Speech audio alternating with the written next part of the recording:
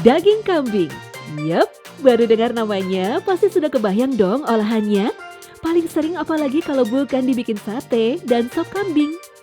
Ya, seperti salah satu warung sop kambing Dudung di Kampung Melayu, Jakarta Timur ini. Tumpukan daging kambing berlemaknya benar-benar membuat tidak tahan untuk diracik jadi sop. Mulai dari bagian iga yang empuk hingga kaki dan kepala kambing. Nah, foodies, ini dia yang tadi saya bilang sopnya. Ini banyak yang ngantri nih, udah mulai heboh kalau udah sore gini. Jadi ini sopnya tipe sop kambing yang kuahnya bening.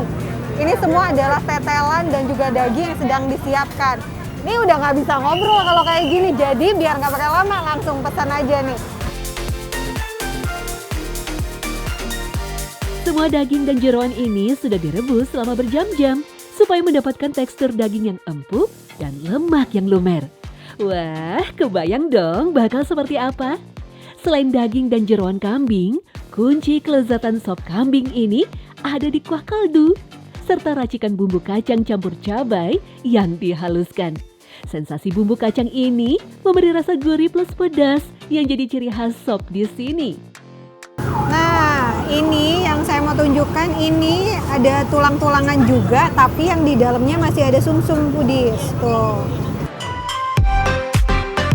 Sop kambing Bang Dudung ini memang paling pas disantap saat masih panas ya.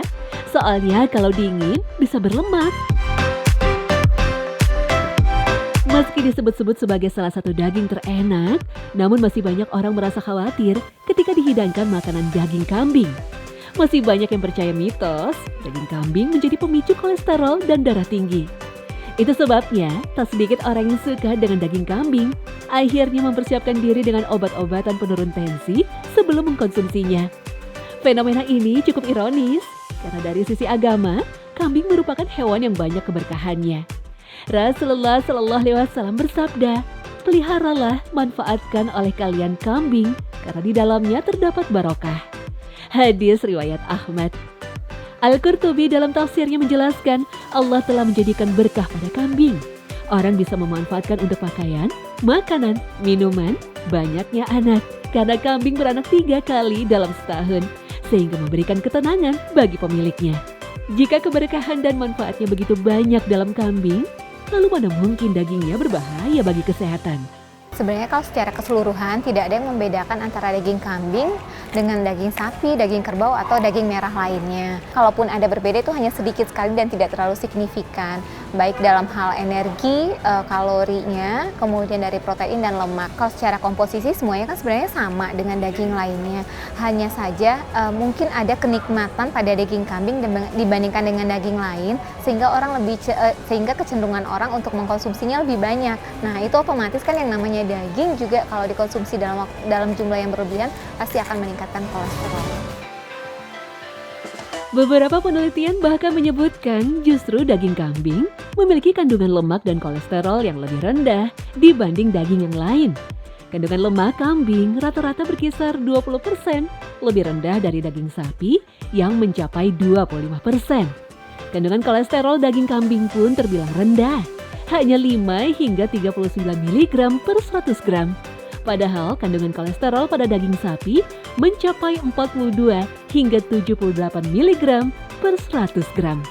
Dengan demikian, berdasarkan teori, daging kambing memiliki resiko yang lebih rendah dibanding yang lainnya.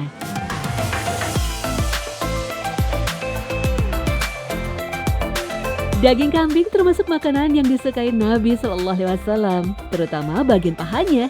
Abu Hurairah radhiyallahu anhu bercerita, kami pernah bersama Nabi Shallallahu Alaihi Wasallam dalam sebuah undangan. Kemudian dibawakanlah paha kambing dan beliau menyukainya. Kemudian beliau menggigitnya 1 gigitan.